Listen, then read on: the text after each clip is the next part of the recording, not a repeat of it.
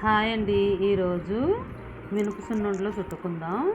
మినపగుళ్ళుని ఒక 2 కిలోల దాకా నేను వేయించి పెట్టుకొని ఈ ఈ వేయించుకున్నవన్నీ నేను చల్లారినాక మిల్లి పట్టించుకున్నానండి. ఈ పిండిని మొత్తం ఒకటేసారి నేను సున్నుండలు చుట్టను, కొంచెం కొంచెంగా చుట్టుకుంటాను. మిల్లి పట్టించుకున్న మినపపిండిని 2 కప్పులు దీంట్లో వేసుకొని ఒకసారి మిక్సీ పట్టుకుందాం. సన్నగా స్మూత్గా, మరీ మెత్తగా కాదు, కొంచెం బరకగా పట్టారు మిల్లులో, అందుకోసం ఒక్కసారి వేసానండి. మళ్ళీ దీంట్లో 2 కప్పులు బెల్లం, తురుముకున్న బెల్లం వేసి ఇట్లా మూత పెట్టి మిక్సీ వేసుకుందాం. ఇట్లా జస్ట్ పల్స్ ఇవ్వటమేను. బాగా ఇచ్చిన తర్వాత దీన్ని బాగా అయిపోయింది చూడండి ఎట్లా వచ్చిందో. బెల్లం మొత్తం కలిసిపోయింది. దీనికి ఒక 10 to 15 టేబుల్ స్పూన్ దాకా నెయ్యి పడుతుంది ఈ మొత్తం పిండికి.